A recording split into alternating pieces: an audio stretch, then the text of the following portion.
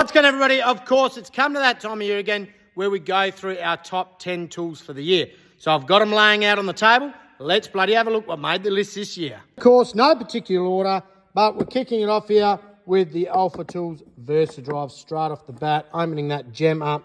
I have reached for this tool more than what you would ever think. It is a bloody absolute handy tool with obviously the steps, with the taps, the reamers, all that sort of bit like that. It is an absolute kit to have in the workshop, there is no doubt. Next, what's in the box is this air hammer kit right here. Now, obviously, it is a very broad kit there. As you see, you get a lot of bloody attachments. Paid about $250 for this off eBay, so not a bloody bad score. Nice, decent hammer on it. Quick change on it as well, like I said, you're getting a lot of bits for the value of money. Next little handy tip, obviously coming off eBay as well, paid $11 for this. It is a digital thickness gauge, okay? Obviously press that, bring it out to where you need to find the gauge.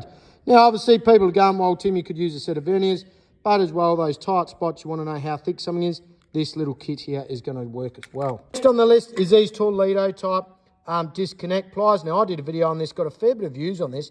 Very handy for getting those Deutsch plugs off. Sometimes they just bloody really stick to it, or obviously haven't got nails to put the tab in. This is where these little pliers come in, bloody handy. Next on the list is the Holstry MagMate right here. One of the most handiest things to have in the workshop, out on site or in the toolbox on the ute. I've got about 3 of these now. They are bloody handy. They got a good grunt to them in holding some hefty stuff. Obviously, I use mine a lot for when I'm doing a bit of fencing, to put those fencing pliers on there so I don't bloody lose them. Surprisingly enough, an electric screwdriver. Now, I picked this up from Total Tools for about $70. Now, it's not bad. Obviously, got your forward and reverse. Got a bit of grunt to it, but in saying that, it could probably afford to have a little bit more for its size.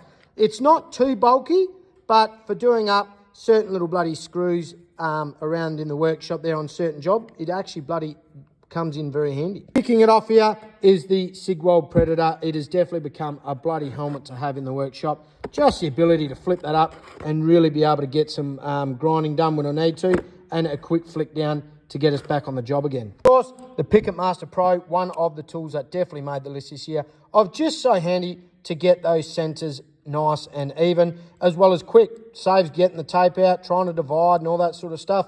Hey, if you're good at maths, well, good on you. But for me, using something like this on those jobs, bloody comes in handy. Next on the list, you've obviously seen what I carry in my pockets, and this is the kit I do as well. This is from SP Tools, these little pocket pry bar set. Now, I've got the straight as well as I've got the bent as well. Now, obviously, because I haven't got enough room in my bloody pocket, I actually keep that really bent one out, and I just have these two here. I'm reaching for these daily. There is no doubt when I'm doing some maintenance or anything like that, or just trying to get something to pick out or pry out, bloody handy and bloody strong. Last to make the list is obviously what I carry on myself every single day, and that is the good old trusty Leatherman. I've got an Olight little tiny flashlight. Now, this thing packs some bloody punch, there is no doubt. It is bloody bright, really handy for obviously trying to look at those dark spots, or when I'm working on something that just has not got enough light. Really, really good.